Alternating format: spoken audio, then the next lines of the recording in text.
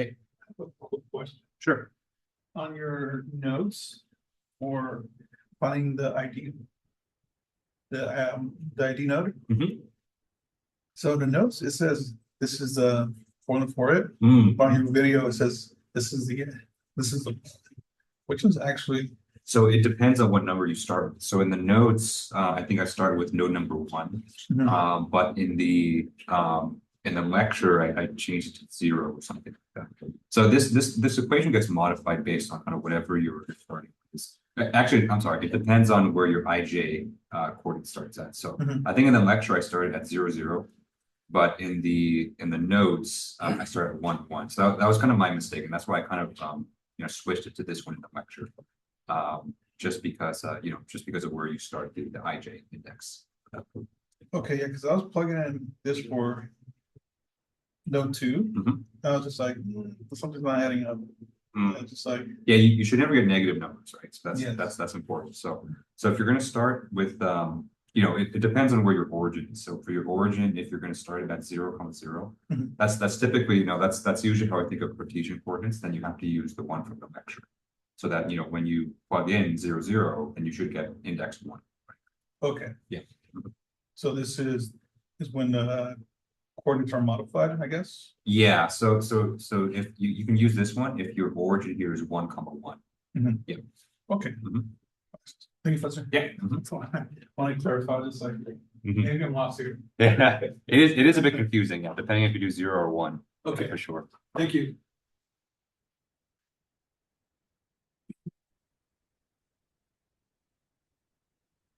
When did we discuss structured unstructured grids? Yeah, we discussed that when we went over 2D finite differences.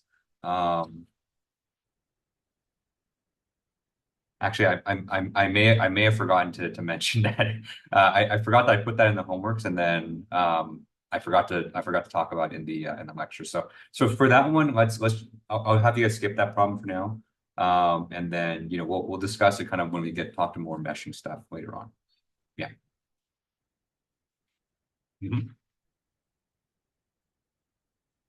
Yeah, I'll send an announcement to everybody.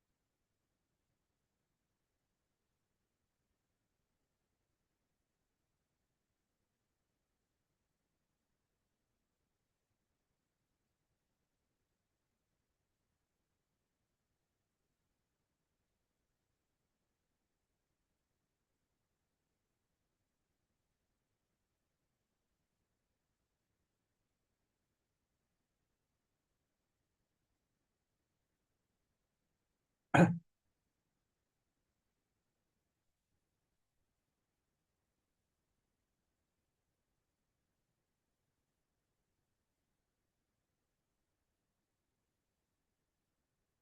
right, it's 4 o'clock. Let's want to get started.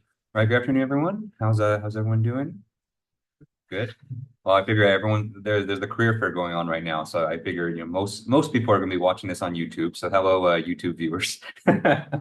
All right, so plan for today is we're going to be building off our lecture on Monday. So Monday we introduced this idea of finite volume method.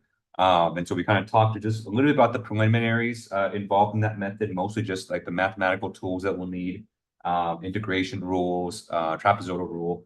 Today we'll actually put it in practice, and so we'll see how we can apply the finite volume method on our simple diffusion equations. So we'll probably get through the 1D stuff today. 2D stuff we'll probably start talking about next week. But even just the 1D stuff, I think we'll have our hands full with that. Okay. Okay. All right. So announcements. So I'm aware that on homework 2 there is a certain conceptual question about unstructured grids. So I had meant to go over that when we were discussing 2D finite differences because it kind of has to do with that.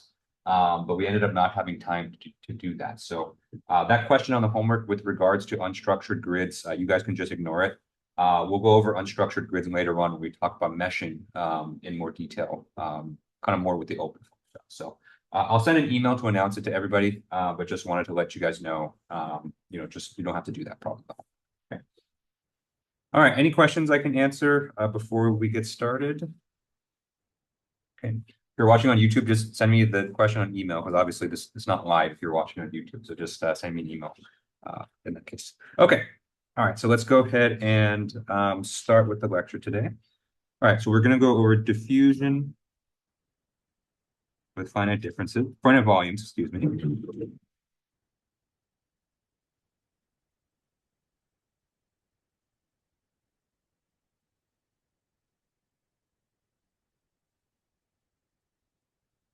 Okay. So the next couple of weeks will kind of basically just be a redux of what we've already gone over. So, we kind of did a speed run of finite differences. So we went over, concept of finite differences. We applied finite differences to our diffusion equation. We applied finite differences to our convection equation. We're going to be doing that same thing with finite volumes. Okay.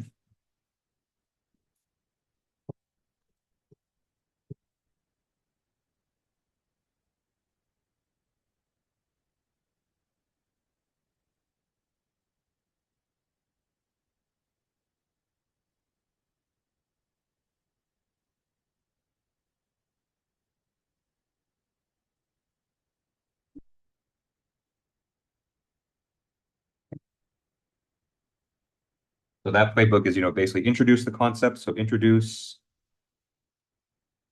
FVM, diffusion, then convection. Okay. Right. So we've already done the introduction, right? So we've already introduced FVM. That was what we did on Monday, right? So we're here now. Okay. And remember, the reason we focus on diffusion and convection a lot in this class is because those are the two main transport phenomenon that's present in the Navier-Stokes. Okay. And eventually, this whole class is all about solving fluid flow phenomenon in the computer, right? And so kind of the whole key to that is Navier-Stokes. So we're kind of building up our intuition, we're kind of building up our knowledge on how to solve the Navier-Stokes equations. Okay. Now, diffusion and convection, of course, are not the only parts of Navier-Stokes. There's also the unsteady term and the pressure term, but we'll deal with those in due time. So, we start with diffusion and convection just because those are a little bit easier to kind of deal with. Okay. All right.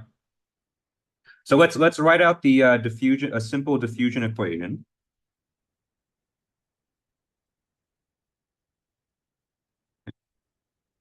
And so one thing you'll notice, in finite volumes is that, because we're going to be doing integrals a lot, we're going to be applying divergence theorem. When we write out our governing equations, we often like to write them in vector form.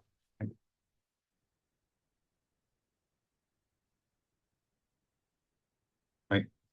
So mathematically, these are exactly the same as the equations that we did in finite differences. It's just that we use different operators because it's a bit more convenient to work with them in the integral. Okay. So for diffusion, our vector form equation looks like the following. So you have k multiplied by the divergence of the gradient of our transport phenomenon or transport quantity phi is equal to q. Okay. Where brief, very brief kind of review of kind of vector calculus. Whenever you have this upside down triangle next to a quantity, that's essentially a gradient operation. Okay. And then when you have that upside down triangle next to basically a dot product, that is divergence. Okay.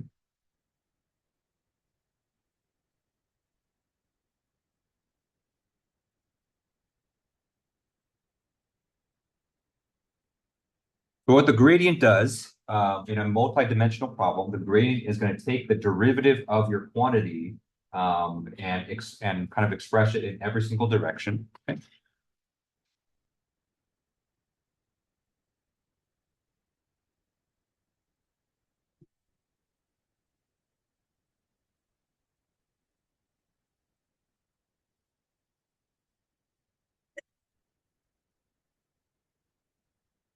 Right.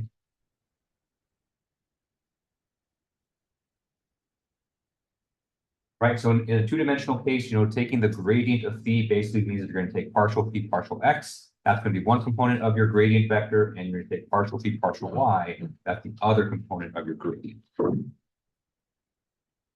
Right. So in this case, gradient of phi is equal to partial phi partial x, comma, partial phi partial y. Right? Because in 2D, we just only have the two directions, just x and y. So the gradient takes the derivative in each of those directions and saves it as the vector. Okay. Now the divergence. Divergence is an interesting operation because essentially, you're taking, I'm sure you've seen this operator in your previous class before, but maybe you didn't know the name. I didn't even know the name of this operator until recently. This upside down triangle is called a nabla. So nabla basically is like it's not really a vector, but it's kind of like a vector operator, if that makes sense. So the nabla operator essentially looks like this, right? So it's partial partial x, comma, partial partial y. Okay. So it's not really a vector, but we often express it as a vector because we often do things like take gradients with it or we take divergences with it. Okay. So when you take the dot product, right? So we're basically taking the dot product of this thing and this thing. Okay. So we have two vector quantities. They have the exact same size, so you can take their dot product together. Okay. And so you take their dot product, and so just to remind you, dot product is, you basically multiply the components that are in the same slot, and then you add them all together. Okay. So in other words, this is going to be partial partial x of partial phi partial x plus partial partial y of partial phi partial y. Okay. And of course, we can just apply those derivative operators. So this ends up being partial squared phi, partial x squared, plus partial squared phi, partial y squared. Okay. And so this right here, this is the result of doing the divergence of the gradient of phi. Okay.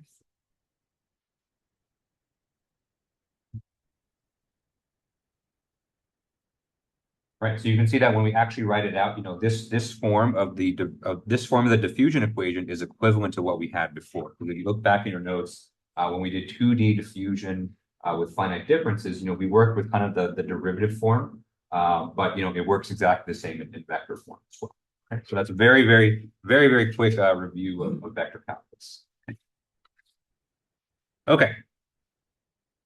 All right, so that is our diffusion equations. It's just in a separate form. And so what we're going to be doing today is we're going to be applying finite volume to this equation in order to obtain our basically finite volume equations.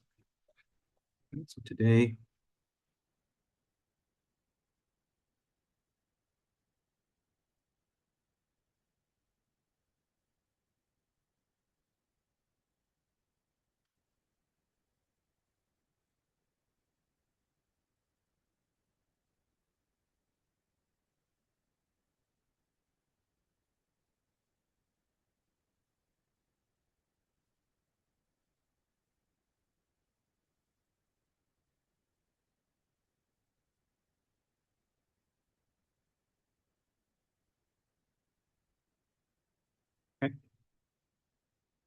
All right, so that is our goal. So, it's not that different from, when we did finite differences. The only difference when we did finite differences are that we applied the finite difference method.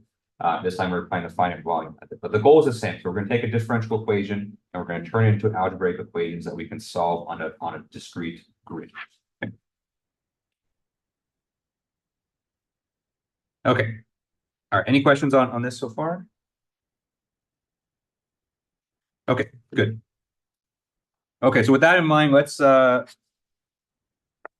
actually remind ourselves. So let's look at the 1D diffusion equation with finite differences. Okay.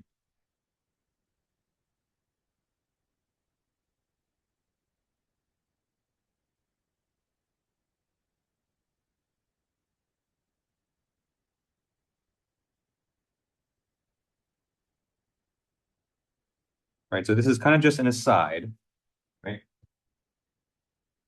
And you'll see why in a bit while we're kind of reminding ourselves of this, because the finite volume result, maybe somewhat reassuringly, but also somewhat disappointingly, is going to look very, very, very similar to this. Okay.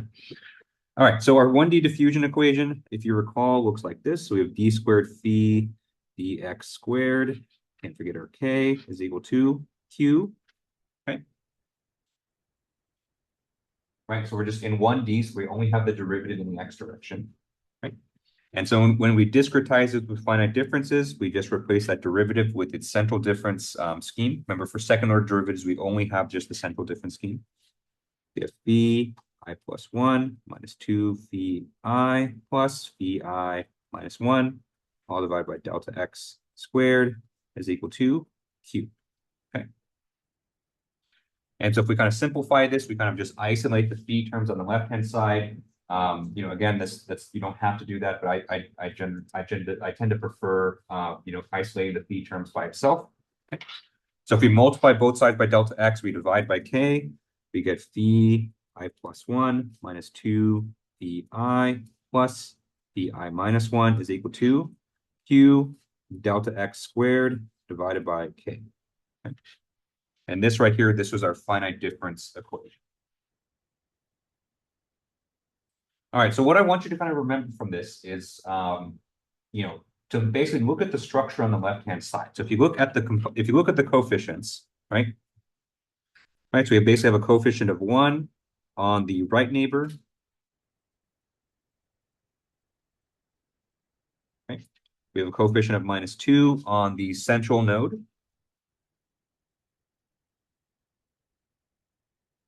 Okay? The central node that's in our stencil. And we have a coefficient of 1 on the left neighbor. Right? So in other words, we have a very balanced stencil here, right? So, kind of the seesaw is kind of equally the same on both sides, right? Right.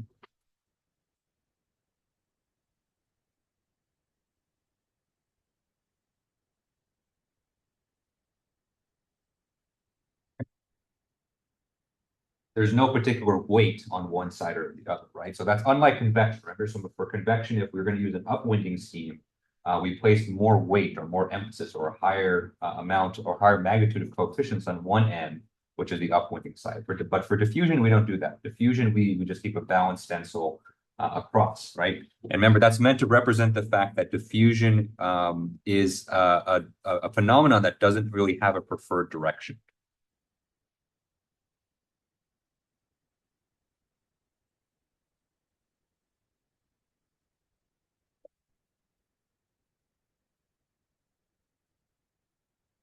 Right. So we talked about diffusion as being this kind of passive spreading of a material in space, right? So when you're spreading passively, you kind of do it so equally in all directions, right? And so our mathematics, kind of represents that. Okay. Okay. All right. So with that in mind, let's kind of keep that in the back of our mind as we're doing the same diffusion equation with finite volumes. Okay.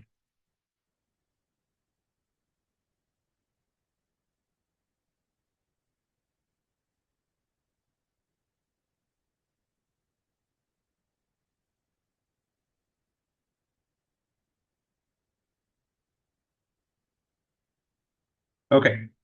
All right, so let's start with the 1D equation, right? So in 1D, there's no need for vector notation in 1D because there's only one direction. And so I'm just going to write our same diffusion equation, just with a slightly different form, just to make it a little bit easier to integrate. Okay, so our 1D diffusion equation is k d dx of d phi dx, right? So I'm basically just separating the derivatives, and so this doesn't change the equation at all, right? So if you wanted to simplify this, you can just apply that derivative on there, and you get your second order derivative. Okay. And that's equal to q, which remember can also vary in space. So q can also be a function of x. Okay.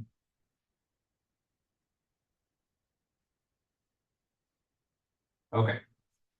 And so what we want to do is we want to discretize this equation for a given finite volume grid.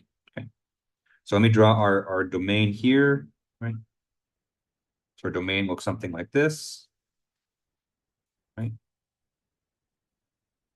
So this is maybe like x0, x1, x2, x3, x4, right? And remember, for finite volumes, we're no longer being focused on the grid points. We're focused on the cells in between the grid points, right? So this would be a cell. So this would be cell 1 here. Okay. This would be cell 2, cell 3,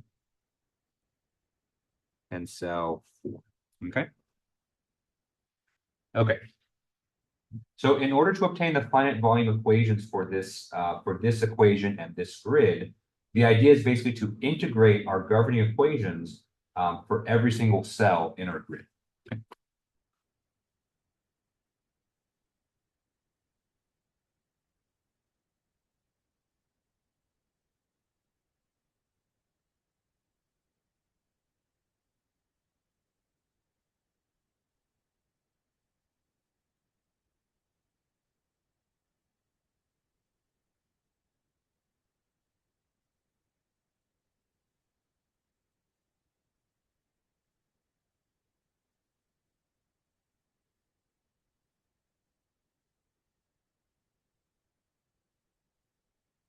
Okay. So essentially, each integration that we do is going to yield one equation. Okay.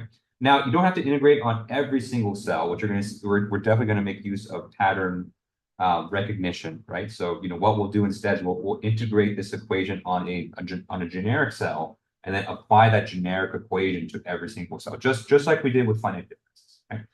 Because technically, for finite differences, what you're actually doing is you're basically discretizing the derivative for every single node point. But obviously, we didn't do that. We just did it once and then just applied that same pattern. We're going to do the same thing here.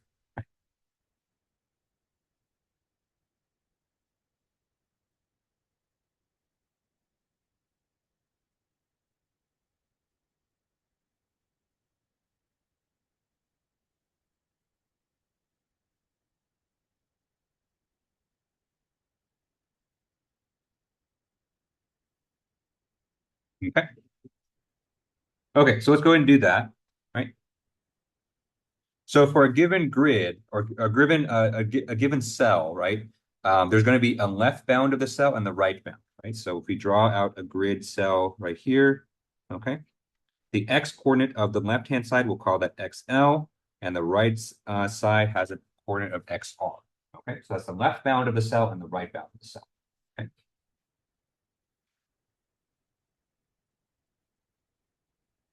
Okay, so this is our generic cell. Okay, and the cell-centered value, right? Right. So remember, with finite volumes, we're evaluating the governing or the solution at the centers of the cell, right? This will be phi sub I. Okay. So let's go ahead and integrate on this cell here, right? So we're going to take our governing equation, k d dx of d phi dx is equal to q of x. Okay. We're going to take this, we're going to integrate it. We're going to integrate it along the length of cells. We're going to integrate from XL to XR dx. Okay. Same thing on the right-hand side. Integrate from XL to XR dx.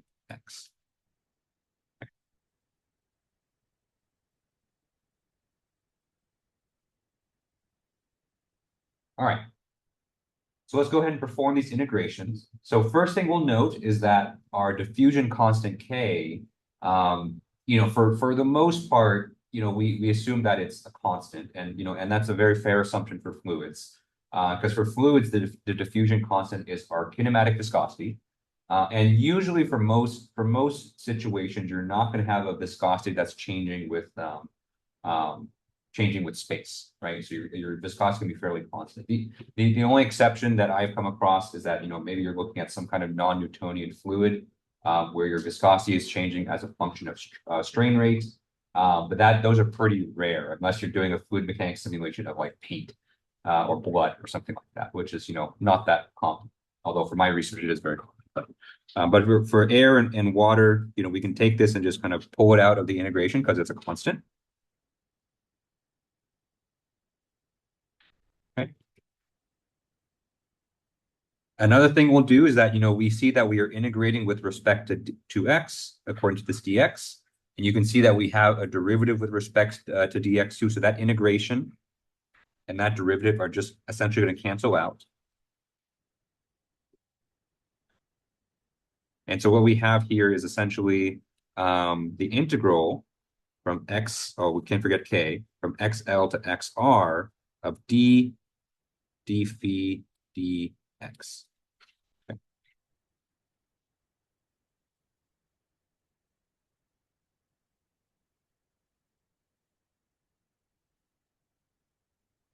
All right, so we're essentially applying our one-dimensional divergence theorem. So that's kind of what we talked about on, right?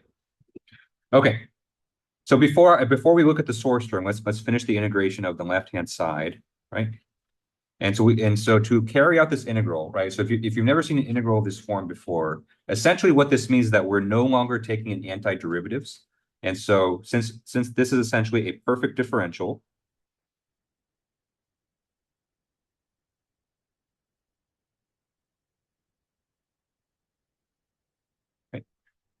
we're basically just going to evaluate that integrand at our two endpoints there. Okay, so that's essentially just like our 1D divergence theorem.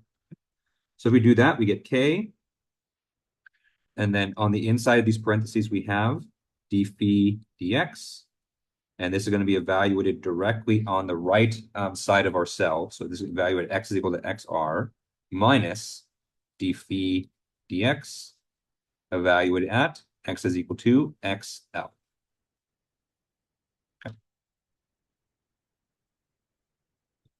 So that was just a very fancy way to kind of say that, the integral and the derivative are going to cancel out. And so we just evaluate our remaining integrand at our two integration bounds. Okay. Okay.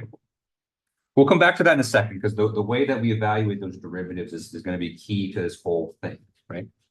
On the right-hand side, we essentially just have the integral of some unknown function q with respect to x, right? So there's really not much we can do here because that integration obviously is going to depend on the form of q, but we do have a tool for evaluating this, and so we're simply just going to evaluate this using our trapezoidal rule.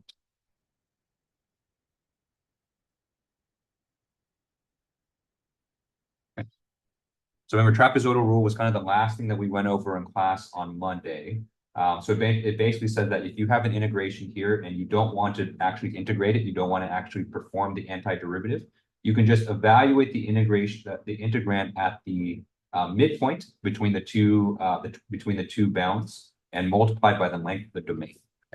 So by trapezoidal rule, this integration is equal to q at xc multiplied by xr minus xl. Okay. For xc, of course, this is the midpoint between xr and xl.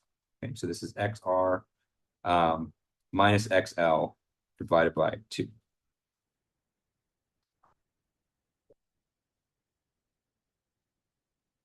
Or excuse me, xr plus xl divided by 2.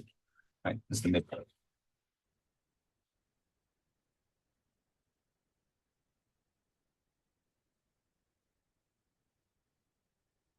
Okay. All right, so this is what we have so far by applying finite volumes to our 1D diffusion equation. Any questions on how we got to this point here? Okay. All right, so before we can continue, we need to kind of deal with these terms here. Okay. Now, these terms are unique because you can see that they are, well, first of all, they're derivatives, obviously, but where they're evaluated is actually very important and very special. Okay. So actually, let me go ahead and draw our cell one more time.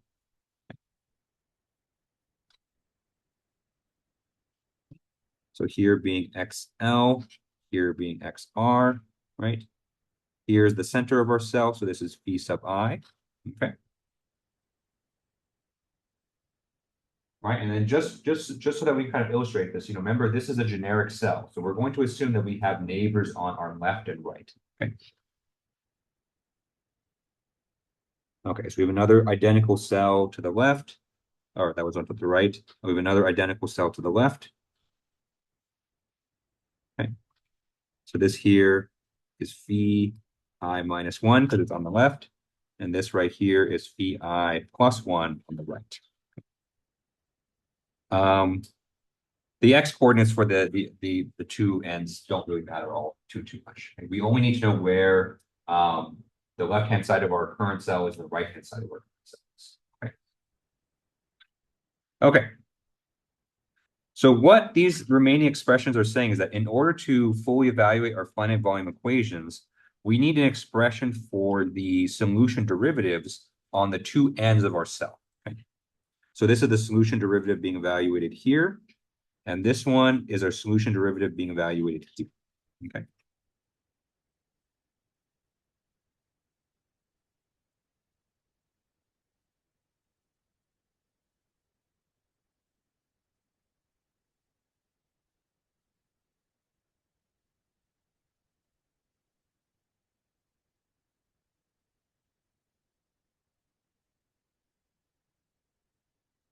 Okay.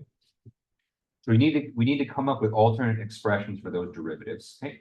Ideally, it would be great if we can come up with an expression for the derivatives that depend on the cell-centered values. Okay.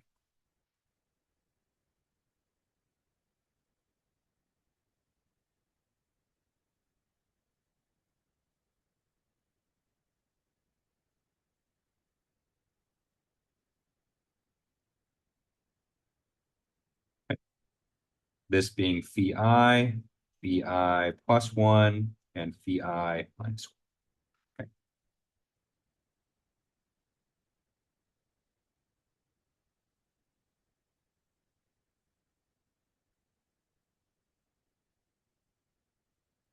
Oh, let's also I know it's going to get a little bit messy here, but let's also write in the size of our cells too. So we're going to assume that we have an even grid. So basically the size of every cell here is delta x.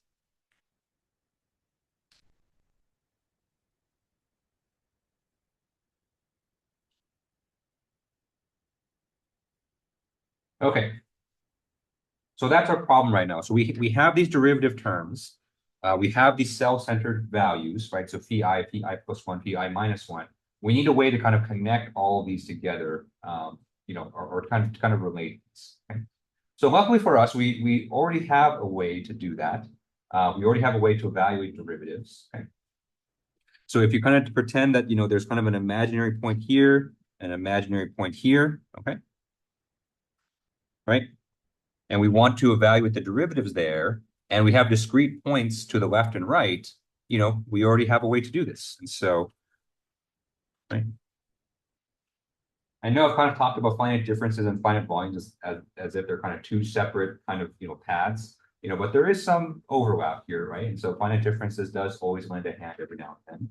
So what we're going to do is we're going to use finite differences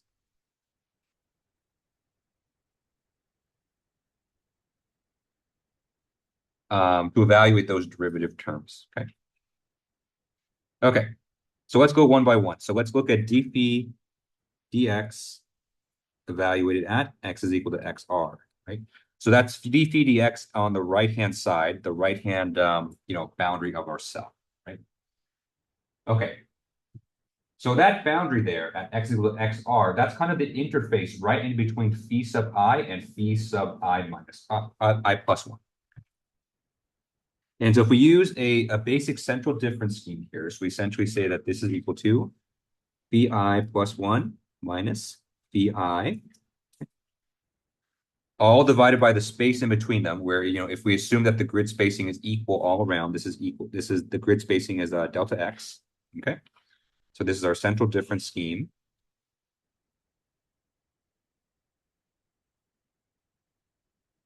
Okay. And then we can do this exact same thing on the left-hand side. So on the left-hand side, we have d phi dx at x is equal to xl, right? So that is the interface or the border in between phi sub I and phi sub I minus 1. We can do the same central difference scheme here. So we have phi sub I minus phi sub I minus 1, all divided by delta x, which again, this is a central difference scheme.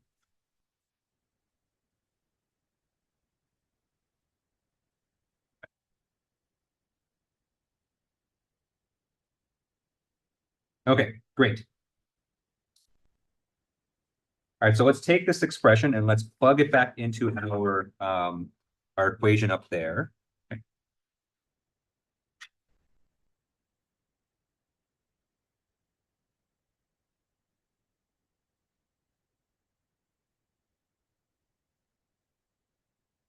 Okay. And so our finite volume equation is up here. So we have K. Okay. We have our two finite volume expressions. And so we have first the finite volume expression, x is equal to xr. So this is phi I plus 1 minus phi I, all divided by delta x. Okay. Minus our d phi dx at the left boundary. So this is minus phi I minus 1, all divided by delta x, okay, is equal to, and on the right-hand side, we have q at xc multiplied by xr minus xl, okay?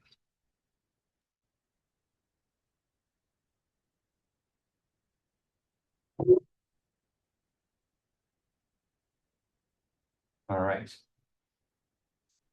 So let's simplify this. So let's do the same thing that we do with the finite difference equation. So let's take all the phi terms and let's isolate them on the left-hand side.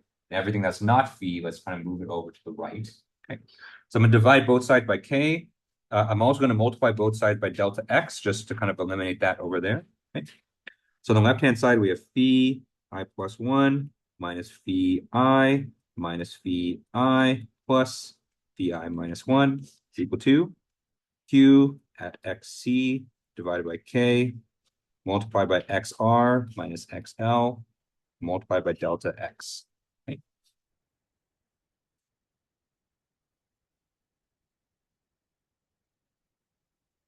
All right.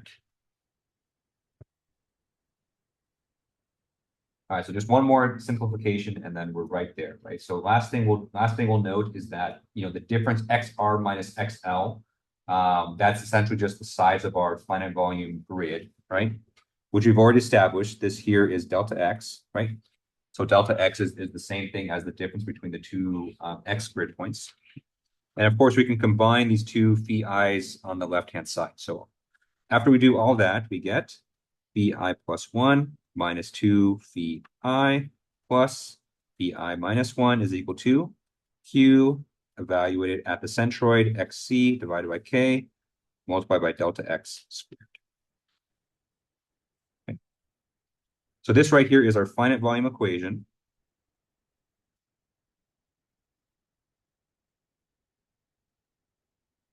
For 1D diffusion.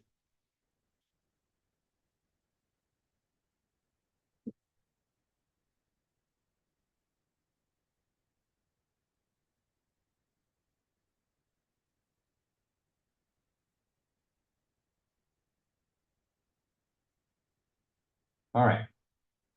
So this should look very familiar, right? And so if you go back to our finite difference expression for the exact same equation, right? That was kind of what we recalled before we started this, right? So our finite difference evaluation of the same equation is phi I plus 1 minus 2 phi I plus phi I minus 1 is equal to q delta x squared over k. And would you look at that? We have the exact same thing, right? So it's reassuring in some ways, right? Because the underlying physics didn't change, right? So we're still solving the diffusion equation. It's just that we kind of approached it in a different way, right? And so the fact that we got the exact same thing essentially is good.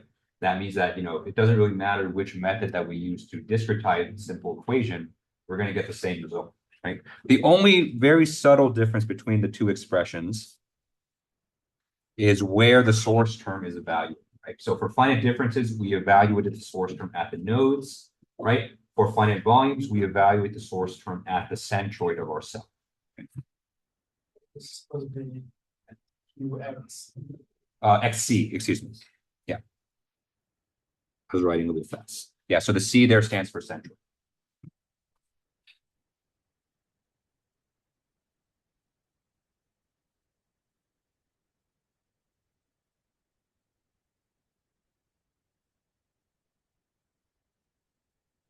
Okay. That's the only difference. But the coefficients in front of the phi terms are exactly the same. So we have the 1, -2, 1.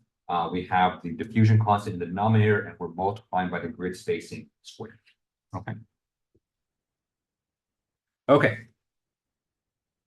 Good.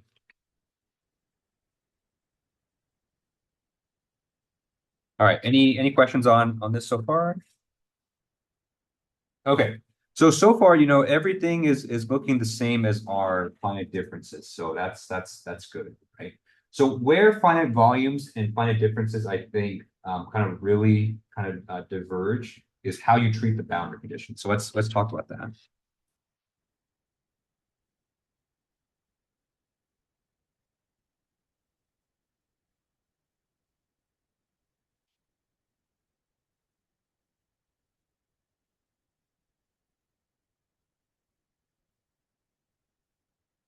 Okay.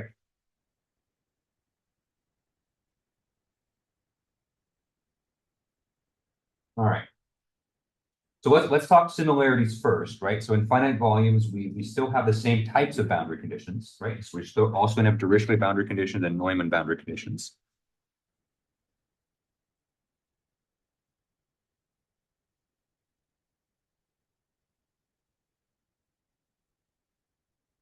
Okay. And so just to kind of remind you, Dirichlet boundary conditions, these are boundary conditions where we directly specify the value of the solution.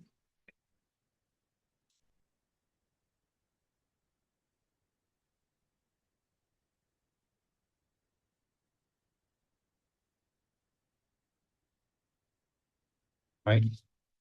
So we're directly going to say phi is going to have a value of 50 on this boundary, right? So that's a Dirichlet boundary condition. Okay.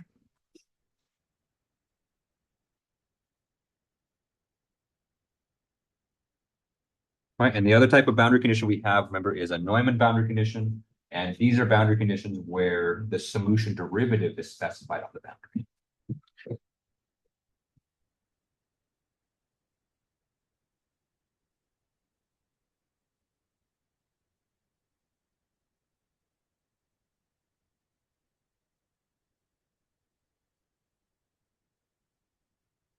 Okay.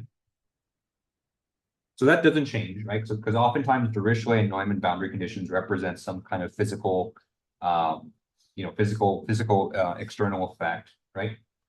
It's just that mathematically how we apply these is going to be different. Okay. And the main difference has to do with the fact that finite volumes store their solution at the cell centers. Okay.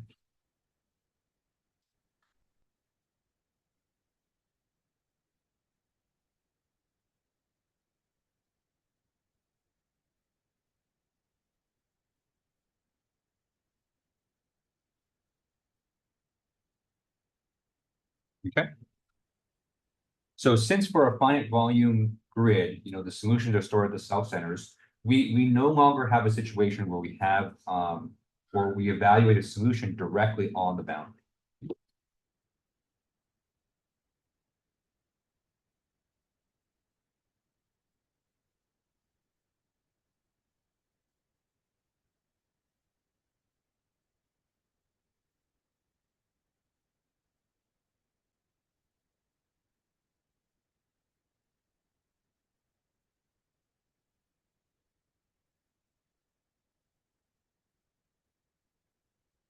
right?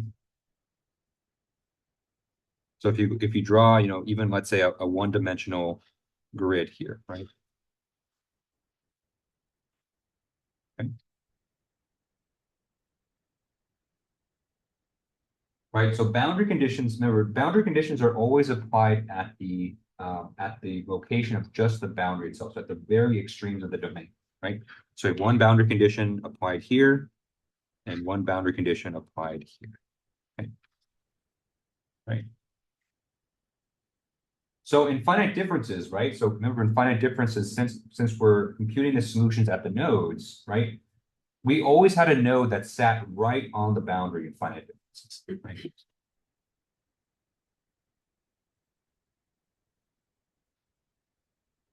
Okay. So when we went to go apply boundary conditions to finite differences, we use kind of equation replacement approach, right? So we said that, for those nodes, the value of that node is going to be determined by the boundary condition, not necessarily our finite difference equations. Okay.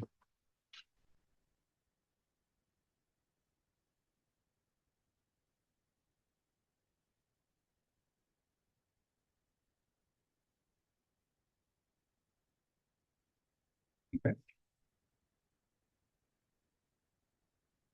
So let's say if we had a Dirichlet boundary condition, we just replaced our finite difference equation by that Dirichlet boundary condition. Same with the Neumann boundary condition. Right? Now for finite volumes, it's different, right? So for finite volumes, we no longer have solution values that sit right on the boundaries. Right? So now our solution values are at these cell centers, So we don't have a situation where we can, directly change one of the equations for our cell centers, because that's not necessarily the case. Okay. So now our perspective kind of shifts. And so since our solution values are no longer on the boundary, what we're going to say instead is that our solution at our cell center for that cell that's on that boundary, our solution is going to be influenced by the boundary condition.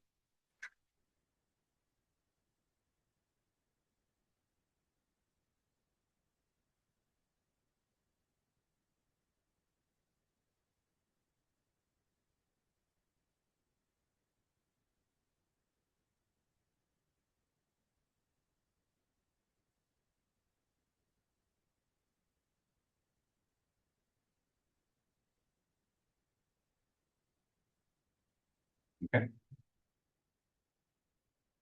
So that's one of the nice, I would say, benefits of the finite volume method is that, because you don't have these, nodes that sit right on the boundary, you essentially are going to use the exact same finite volume equation for every single cell.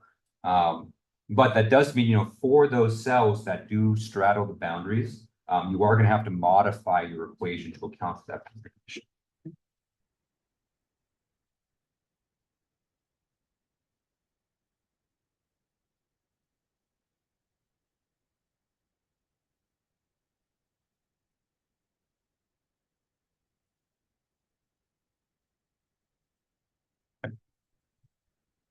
Okay. All right, so let's do Dirichlet boundary conditions first.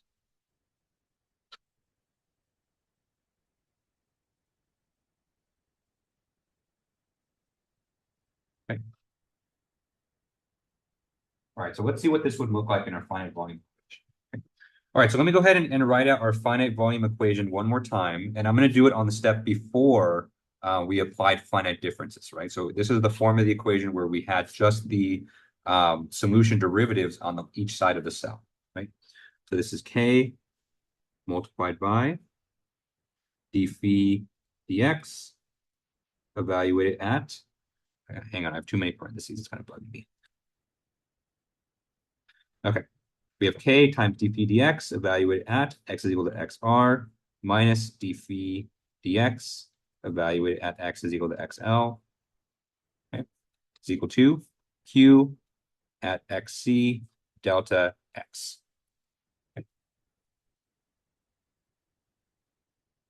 Okay.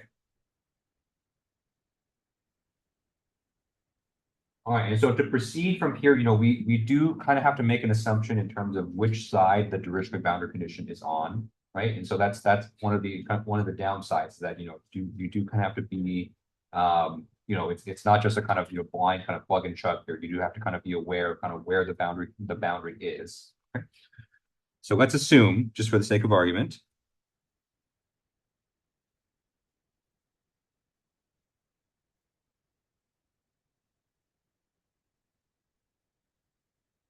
okay, so let's assume that the Dirichlet boundary condition is on the left-hand side of the cell.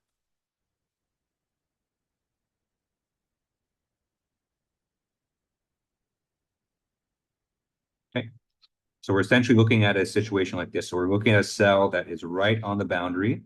Okay, right. So here is our phi I. Okay, so this right here is XL, XR. Okay. Right, and so we're going to look at a situation where the value on the left-hand side, that's our Dirichlet boundary condition. Okay. So here at this point right here, right, we're going to say that phi is equal to phi naught. So this is our Dirichlet value. Okay.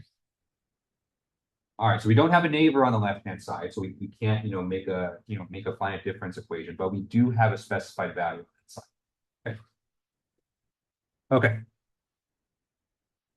All right, so let's do kind of the same thing we did before. So let's go ahead and form our equation. Okay. So even though we don't have a left neighbor, we do have a right neighbor. So this is phi I plus 1 here. Okay. Okay, so same thing we did before. So let's go ahead and evaluate those derivatives at the cell boundaries using finite differences where they're appropriate.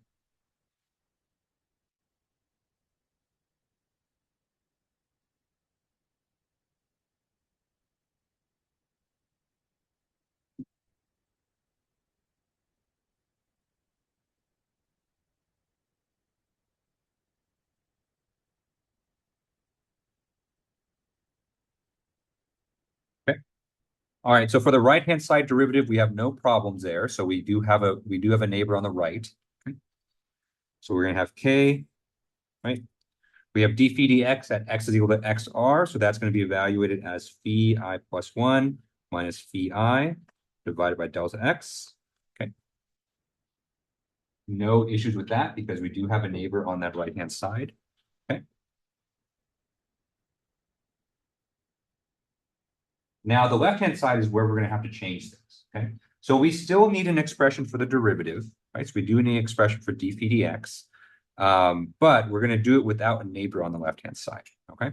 But unlike our typical case, right, we have a situation. So let me go ahead and kind of blow that up here, right? Not like that. So this is phi I, and we know that the value of phi at this location is phi naught, okay?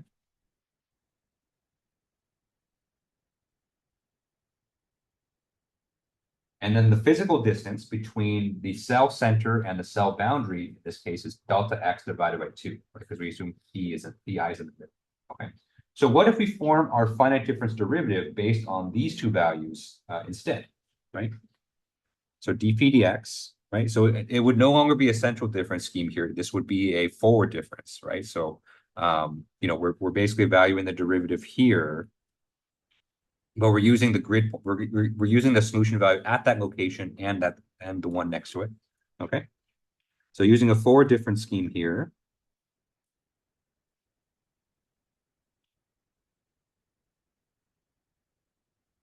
Okay. We get bi minus b naught divided by the distance in between them, which in this case is just delta x divided by 2. Okay. All right, so we basically just took our same derivative and we just evaluated using the information that we're given, right? So we don't have a we don't have a neighbor on that left-hand side, but we're using our Dirichlet value to compute our derivative. All right, so remember this phi naught here, this is our Dirichlet value. Okay. All right, so let's go ahead and plug that in. And so we plug that in here. We have a minus phi I minus phi naught, all divided by delta x divided by 2. Okay. And then right-hand side stays the same. So right-hand side, we still have this q at xc multiplied by delta x.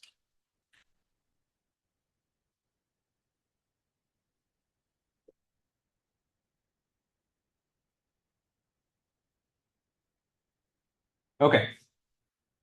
All right. Any questions on how we got that derivative on that left-hand side? Okay. All right. So all that's left here is just to simplify. Okay. So we're going to simplify this. So same thing we did before. So we're going to divide both sides by k. We're going to multiply both sides by delta x. Okay. And so we do that. We get phi I plus 1 minus phi I. Okay. We're dividing that second fraction by 2. We're dividing that second fraction by 1/2. And so we kind of just do the reciprocal of that. That 2 is just going to end up on the top, right? So this is going to be minus 2 phi I plus 2 phi naught. Okay. This is equal to q at xc divided by k multiplied by delta x squared.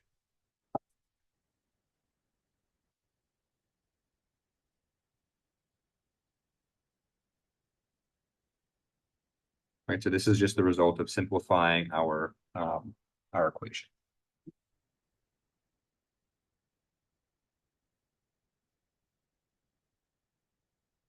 Okay, so we can go ahead and simplify this a bit more, right? So we can combine terms on the left-hand side.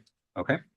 Now that phi naught, right? So technically that phi naught is a known quantity, right? So we know what the Dirichlet boundary condition is beforehand. It's not something that we're solving. So since this phi naught is known, okay, let's go ahead and move it to the right-hand side, okay? Because everything on the right-hand side is known. Okay. So we do that, we finally end up with our finite volume equation for this problem here. We have phi I plus 1 minus 3 phi I is equal to q at xc divided by k multiplied by delta x squared minus 2 phi naught.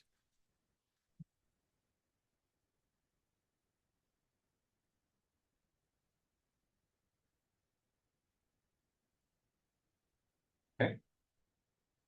So this is an example of how we get the finite volume equation for a cell when the Dirichlet boundary is on the left. Okay. Now I'm going to put a word of caution here. Okay.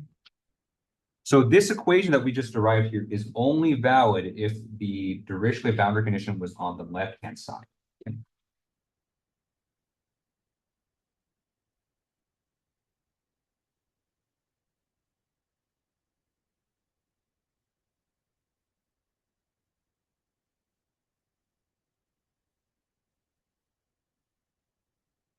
Okay. If your Dirichlet boundary condition were on the right-hand side, your equation here is going to look different, okay? So the result of this, you can call this an example, essentially. So the result of this example is not necessarily the result, right? So this is not an equation I want you guys to be just kind of plugging in on homeworks and stuff. I want you guys to really kind of hone in on the process on which we obtain this equation, okay? So going from the finite volume equation, modifying it for the Dirichlet boundary condition, okay? If the Dirichlet boundary condition were on the right-hand side, you'd affect the other derivative, okay? And you would obtain a different equation there, okay?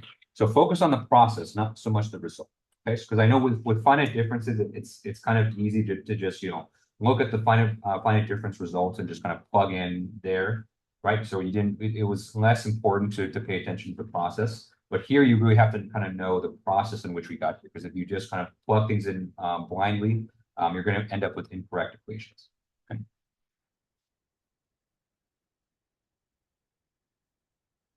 All right. Any questions on this equation here? Okay. Good. All right. So now let's go over how to do Neumann boundary conditions, and then I'm hoping we'll have time for one very quick example.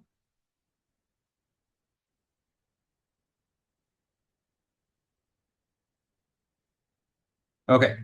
So thankfully, Neumann boundary conditions are actually simpler to evaluate in finite volumes. Okay. Okay, so once again, we'll start with our finite volume equation prior to applying finite differences. Okay. Okay, so we're going to start with k evaluated or multiplied by d phi dx at x is equal to xr minus d phi dx x is equal to xl is equal to q at xc multiplied by delta x.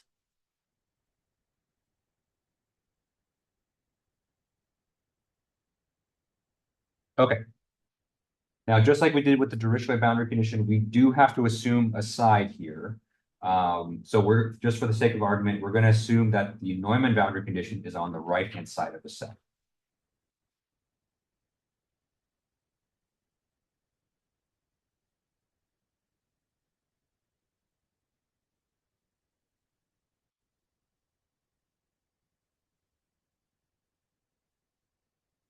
Okay.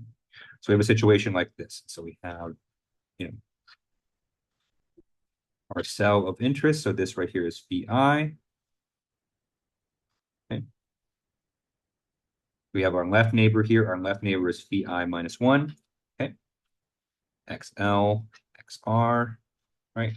And then on the right-hand boundary right here, we say that d phi dx is equal to, I'm going to give it some just generic value. We'll call it gamma. Okay. So this gamma here, this is our Neumann boundary value.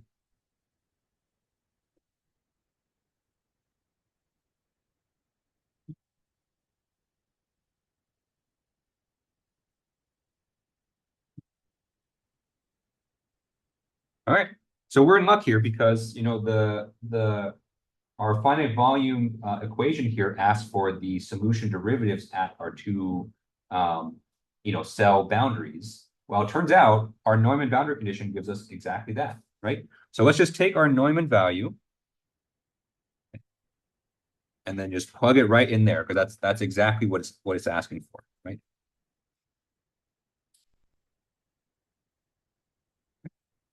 And so we do that. And then for the other derivative here, we are going to take the finite difference. Okay, so we're going to apply our central difference on the other term here.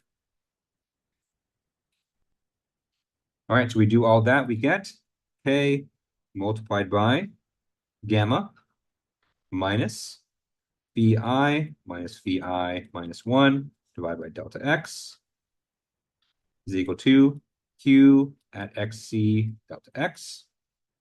Okay.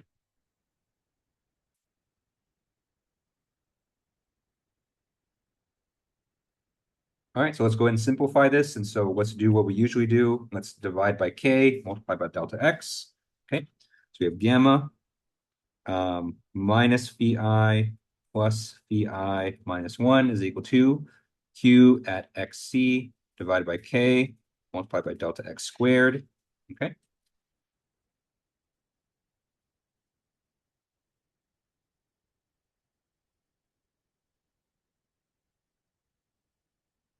Just like we did with the Dirichlet boundary condition, we're going to take our gamma. Since gamma is a known quantity, we know what the Neumann boundary condition is beforehand. Let's go ahead and move it to the right-hand side. Okay. So we get phi minus phi plus phi minus 1 is equal to q at xc divided by k delta x squared. I'm sorry, there's a delta x that we're forgetting here on the gamma. Right. Minus gamma delta x. Okay. So this equation here is valid for a situation where you have the Neumann boundary condition on the right-hand side of the set.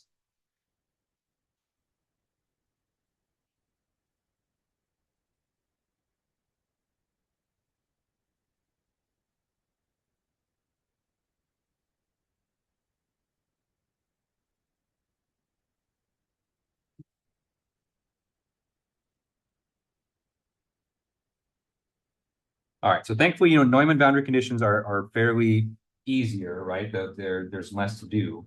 You just replace the derivative with the given Neumann. Okay. All right, any questions on how we got this here? Okay, all right, so for the last 15 minutes, let's do an example. Let's kind of put all this together and see how the calculations work. Okay, so let's be given the following differential equation. So let's say we have 3 d squared phi dx squared is equal to 2x squared, okay? And we'll say that it's subject to the following boundary conditions. So we're going to say that d phi dx at x is equal to 0 is equal to 0, okay? So that's our boundary condition on the left-hand side of the domain. And on the right-hand side of the domain, we have phi at x is equal to 1 is equal to 10. Okay. So here we can see the length of our domain too. Our length of the domain is just going to be 1. Okay. So using finite volumes,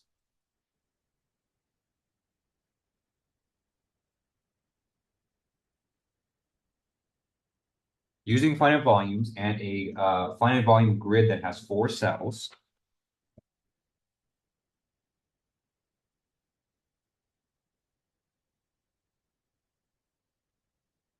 Okay.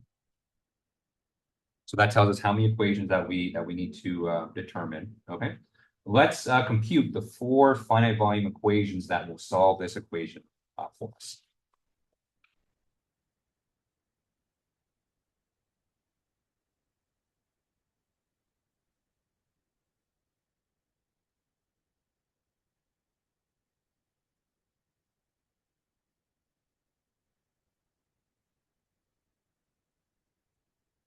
Okay. Okay. So let's go ahead. Let me go ahead first and draw our domain. Okay, so our domain looks like this. It's a one-dimensional domain. We have 4 cells.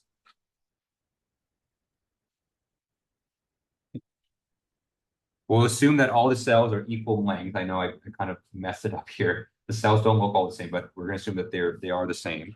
Okay. So this is going to be cell 1. This is cell 2, cell 3, and cell number 4. Okay. Let me draw our brackets here just to kind of illustrate that these are our cells. Okay. Okay.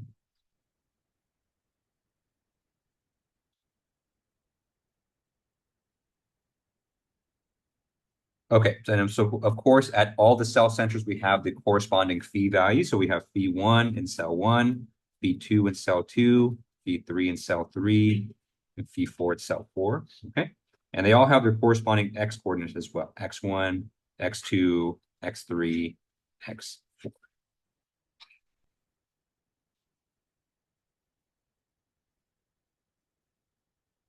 Okay, and then our boundary conditions on the left-hand side, we have a Neumann boundary condition of 0.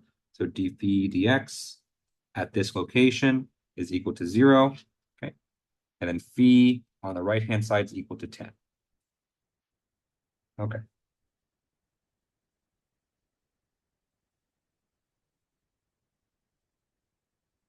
Okay, so if you notice for this example, I gave you kind of the opposite of the 2 boundary condition examples that we did. So we have a Neumann boundary condition on the left, Dirichlet boundary condition on the right. So you'll see that the equations do actually change depending on the locations.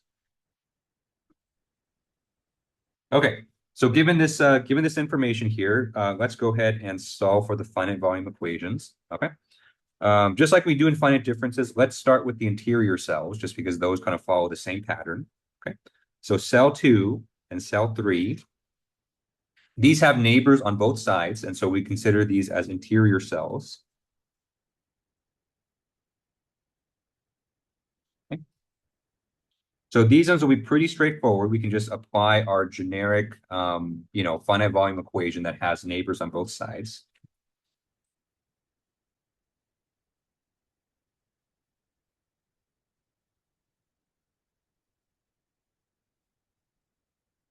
Right.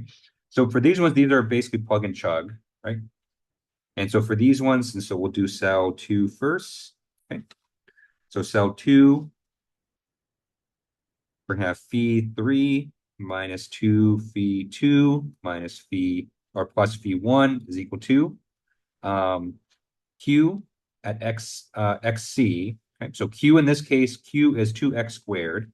So it's going to be 2x2 squared. Okay. Divided by k. So k in this case is 3 from our problem. Okay. Let me go ahead and highlight that. So this 3 here is k. This 2x squared here, this is q of x. Okay. Right, so that's how I got those numbers. And then this can be multiplied by delta x squared. Okay. Where delta x in this case for a 4-cell domain is going to be 0.25. Okay.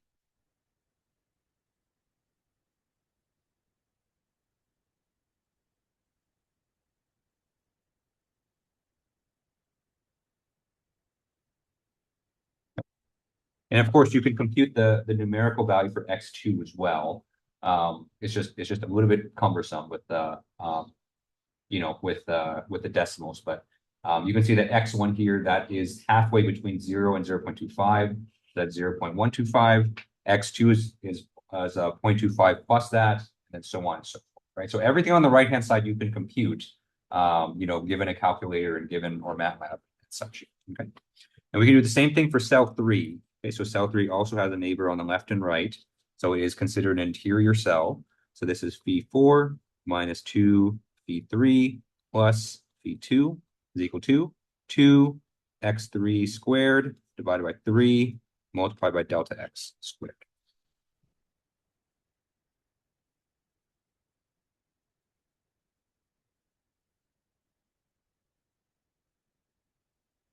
Okay. Interior cells, interior nodes, these are usually the easy ones. You just directly apply our generic equation there, because we have neighbors on all sides. Okay. Okay, now let's get to the boundary cell. So let's start on the left. So let's start at cell 1. Okay. So in cell 1, we have a Neumann boundary condition on the left-hand side.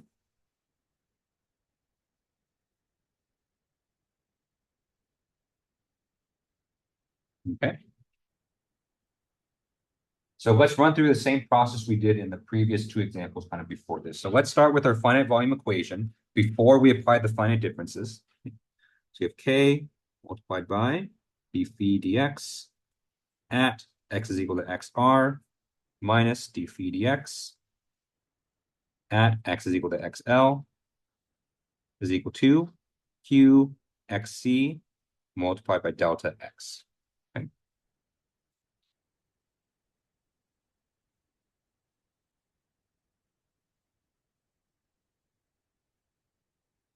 Okay. So let's go ahead and evaluate these derivatives, right? So for the derivative on the right-hand side of the cell, that one has no issues. And so we have a neighbor on the right, so we can just evaluate that one normally. Okay. So this here, we're going to use central difference. Neighbor on the right.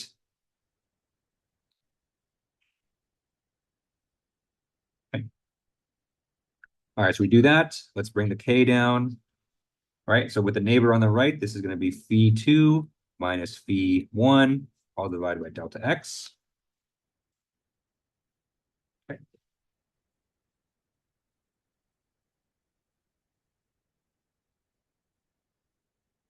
The other term here is the solution derivative on the left-hand side of the cell, right? So we're in luck. Since this is a Neumann boundary condition, we can just directly apply the Neumann boundary condition and replace the derivative here. Okay.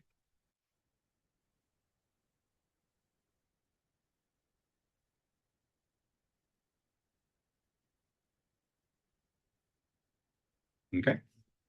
And we're even in more luck in this problem. The Neumann boundary condition is 0. And so we just plug in a big fat 0 for that.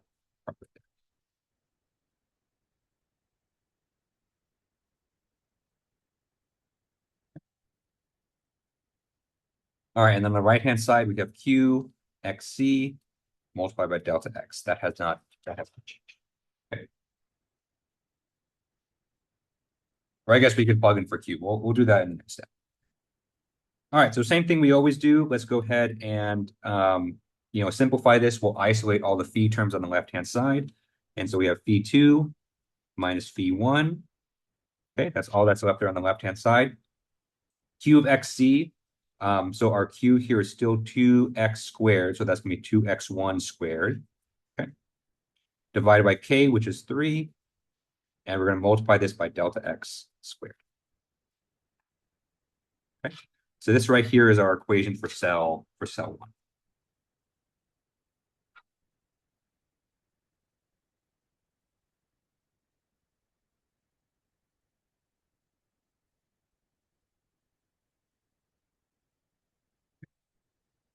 All right, any questions on that?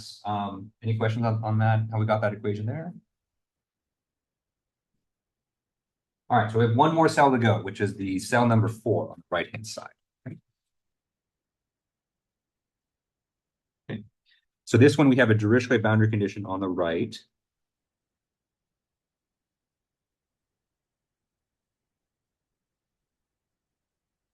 Okay.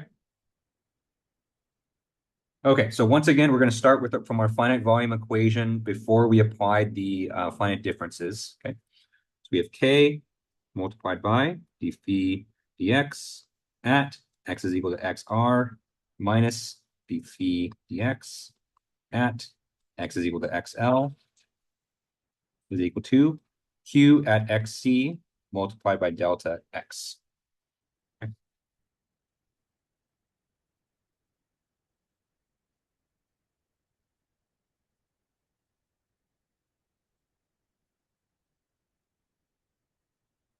Okay. All right. So just like we did before, we can go ahead and replace these derivatives, with things that we know, right? So first thing we'll note is that on the left-hand side, we have a neighbor, right? So since this is the rightmost cell, we do have a neighbor on the left, right? So we can go ahead and just use our normal central difference. Okay. Since we have a neighbor on the left.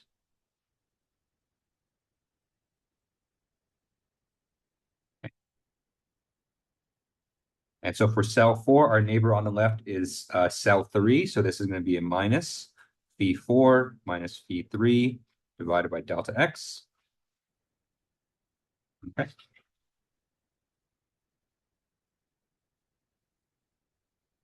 And then on the right-hand side, we're going to modify this derivative to account for that Dirichlet value.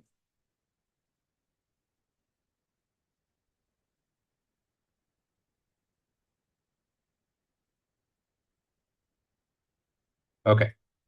So let me go ahead and draw just because, I don't want to keep scrolling up and down, right? So this situation looks like this, right? So this here is phi 4, right? This here is xr, xl. Okay. So our problem for this one stated that the value for phi at this location is going to be 10, right?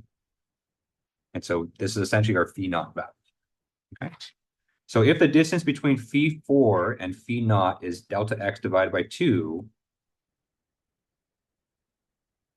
we can go ahead and form our derivative expression based on that. So in this case, this would be a backward difference. Right. So whether you call it forward, backward difference, doesn't really matter as long as the rightmost node is first, right?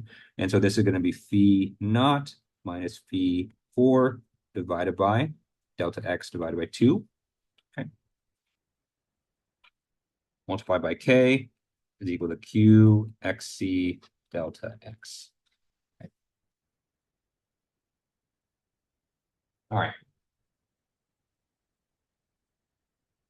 You can go, of course, plug in for phi naught. That is a known quantity. So phi naught here, this is 10. Okay. And from here, it's just simplifying it out. Okay. All right. So just like we did previously, let's go ahead and divide by k. We'll multiply by delta x. Okay. So we have 10, or I should say 2 times 10, minus 2 times phi 4, minus phi 4 plus phi 3. Is equal to q at xc divided by k multiplied by delta x squared. Okay.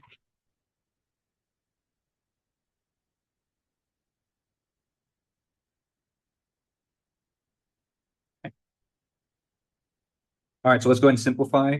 The 2 times 10, of course, is 20, and we can go ahead and move that to the right-hand side because it's a known quantity.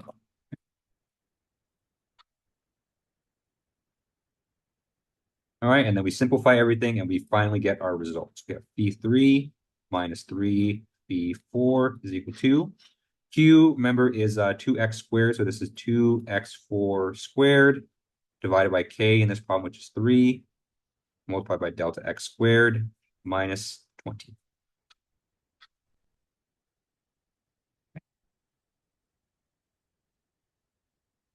All right, and this here is our equation for cell 4. All right. Any final questions on this? Okay, all right, so that's finite volumes, right? And so when we come back on Monday, we'll start to work on 2D problems, right? So we're kind of just jumping right into it. But you can see here that, finite volumes, the result ends up looking very similar to finite differences. But of course, the big difference is in how you apply the boundary conditions, okay? And that's going to be even more true in 2D as well, right? So thank you guys for coming today. I hope you guys have a good rest of your day. Stay warm. It is freezing. I'm like dying up here shivering like crazy. So hope you guys stay warm, and I will see you guys next week.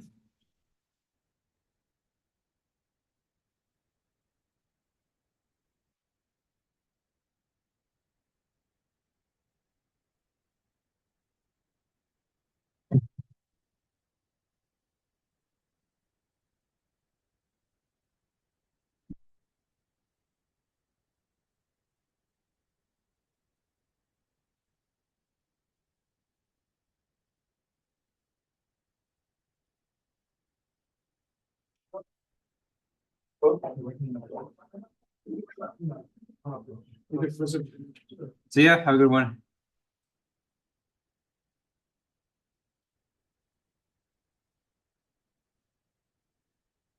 How you doing?